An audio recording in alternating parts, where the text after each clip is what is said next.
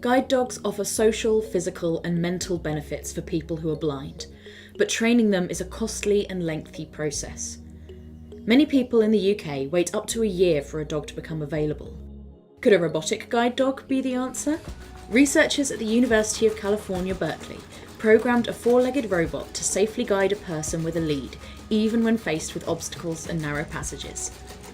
Equipped with a laser scanner to create an accurate map of its surroundings and a rotatable camera which is fixed on the person, the robot was successful in navigating and leading through a narrow course.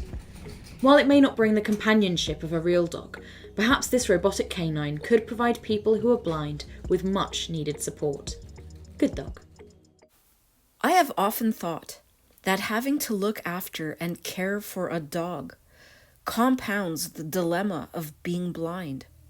Dog apologists go on a lot about guide dogs, as if they are some kind of four-legged GPS system, when all they are able to do is walk in the middle of the pavement and respond to a small number of simple commands.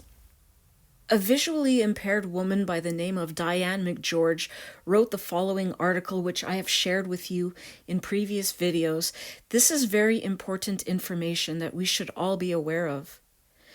She writes that unfortunately, many orientation and mobility teachers do not themselves believe that blind people are capable of safe, independent travel, and thus build in many fears and limitations in their students. I do not believe this is intentional on the part of the teachers, but rather stems from their limiting stereotypic attitudes about blindness.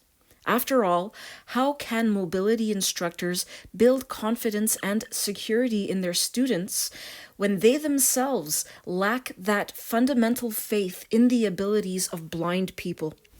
Too many blind people believe that a dog guide will solve any problems they may be experiencing with their travel skills. The dog works on commands only. It does not possess any amazing power or sense of direction. The user must be in control at all times and give the dog the appropriate commands and directions. Another misconception is that the dog guide will identify buildings that the traveler may wish to find. The user must always have good information and good travel skills at his command in order to be an effective dog guide user. I think it is important to remember that a dog guide has some inherent limitations simply because it is an animal. Although it is generally recognized that there is little difference between the competent use of a dog guide and the competent use of a cane, the responsibility incurred with the former technique is indeed far greater. That is very important. It is generally recognized that there is little difference between using a cane and using a dog guide. Simply put, one need not feed, groom, or vaccinate one's cane, and one must realize that the decision to get a dog guide must not be undertaken without consideration of the accompanying responsibilities. There's the responsibility of taking care of your dog, getting it vaccinated, and so on. But you also have a responsibility to the public, and this is something that people are forgetting. All dogs produce waste, which is untreated. They don't pee and poop in toilets. This waste spreads disease. Virtually all dogs are infested with worms to some degree, even if they are regularly dewormed. Their feces, even traces of it that are left behind after you pick it up, can spread zoonotic disease to humans.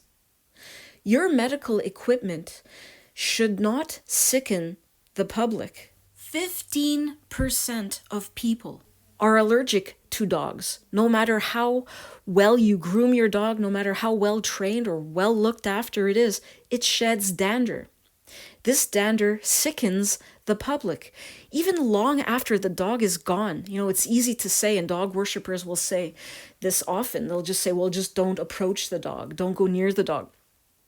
If you step into a taxi or you board an airplane where a dog has been, even if the dog was there weeks ago, if the plane or the taxi has not been deep cleaned, and they rarely are, you will be exposed to the dander, even long after the dog is gone, and that dander can sicken you.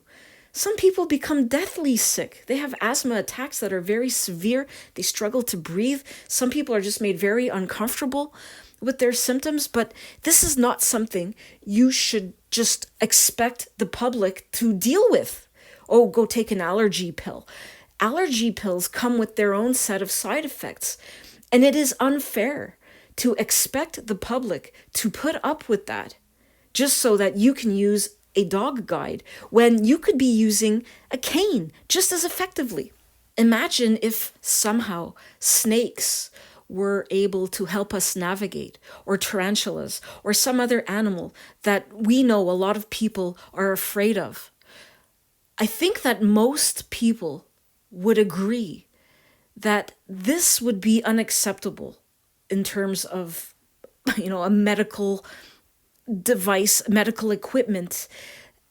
To impose that upon the public and to cause people to experience anxiety and panic when they see your medical equipment, that would not be, acceptable. I think most people would agree with that, especially when there are alternatives available to you. 1 in 20 people suffer from a crippling fear of dogs. Many, many, many more people feel anxious. They're maybe not crippled by the presence of a dog, but they're very uneasy. They don't like to be around dogs. They experience anxiety. They might avoid going to a certain place if they see a dog. The dog will limit their freedom, and that is not acceptable either. We're talking about a significant portion of the population that is ignored. People just don't even take us into consideration. It is as if dog guide users or dog people in general don't acknowledge our existence.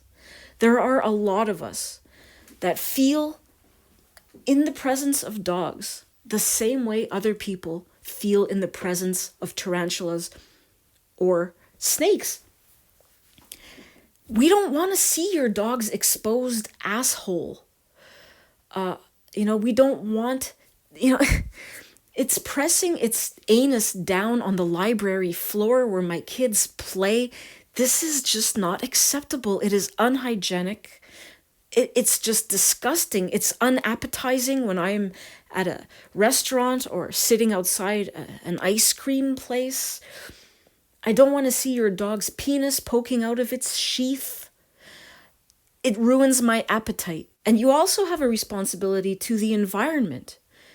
We're talking about millions of plastic bags filled with dog crap that end up in our landfills every day. We should be trying to reduce our use of plastic. We shouldn't be encouraging people to get dogs when there are alternatives to dogs. Untreated dog waste is killing our grass and our trees. It is polluting our water. Pet flea treatments are poisoning our rivers. Domestic dogs threaten wildlife. Please see this playlist. It's time to extend our compassion to include all animals, not just dogs. I talked about white canes earlier. I'm going to share this video clip with you about smart canes, which, unlike dogs, actually do have a GPS system. Check this out. Have designed a high-tech walking stick. It aims to give visually impaired people more independence. Here's Esther Tall with a story. This walking cane could help lead the blind to a brighter future.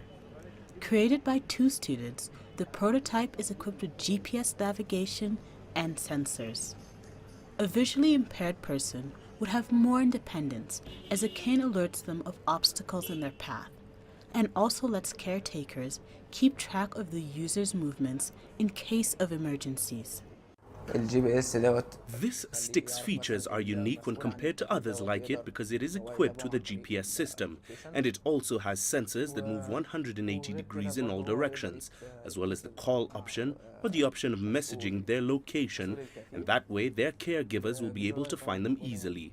These were all the options that gave the stick its edge. These young men recently won a local hackathon with their creation, but they're still working on perfecting their prototype by making the device less bulky. Their teacher sees promise in his pupil's creation. I was of course very worried in the beginning to use a stick because I am not used to it, because I'm not blind. But once I put myself in the shoes of someone who cannot see and used the stick, I found that it works great. One step at a time, these young men may someday help the blind navigate the streets of Cairo with ease. Teaching blind humans how to echolocate would be a better bet than training dogs. I came across this article today. I was unaware of this, but there is a man by the name of Daniel Kish. He gives a great TED Talk. I will link you to it. Well, I'll link you to this article, which will take you to that TED Talk. This is amazing. Since he was very young, he has been using vocal clicks to navigate his environment. He's completely blind, but just like a bat uses echolocation, he's earned the nickname Batman. And he is teaching people. He has taught around the world and is training instructors who are spreading this method. And it's a way that you can detect objects in your environment and navigate around them. And it's amazing. So I really encourage you to watch this. He talks about his parents, and as the author of the article I showed you at the beginning of this video mentioned, it is a lot about your self-confidence, your belief in yourself. We have a tendency to view the visually impaired as not capable.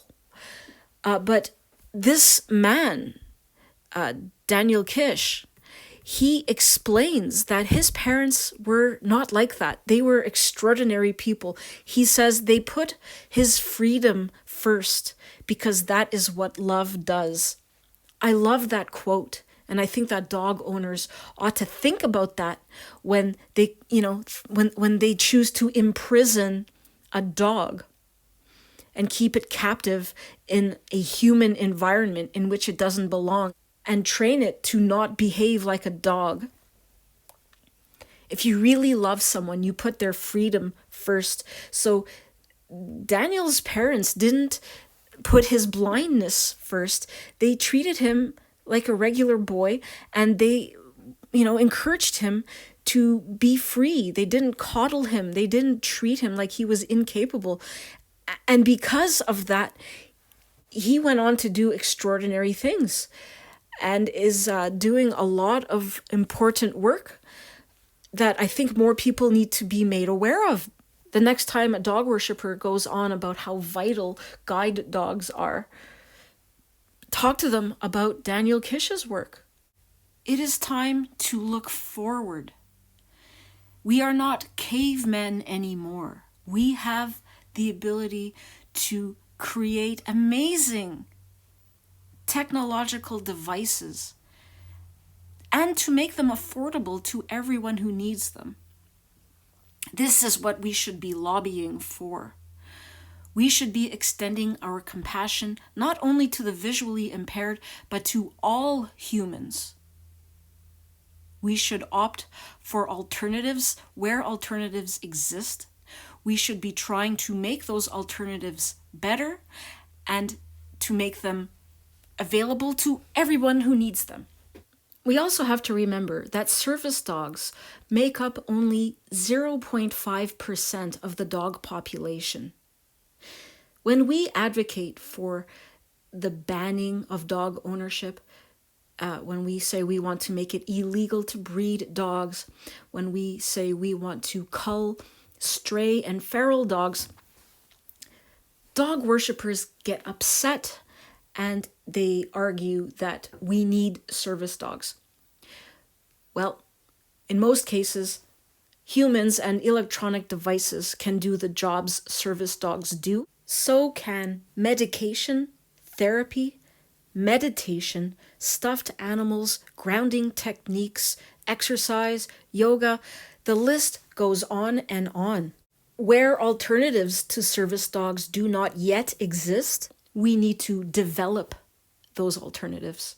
We need to have scientists working around the clock to replace the service dogs, for which there are no alternatives. But remember, they only make up 0.5% of the dog population, which is practically negligible. The vast majority of dogs are completely worthless and useless. They are left in crates for 8 or 9 hours a day while their owners go to work. They are largely ignored. They are left out in yards to bark all day and all night, like my neighbor's dogs. This was the scene in my neighborhood 10 minutes ago.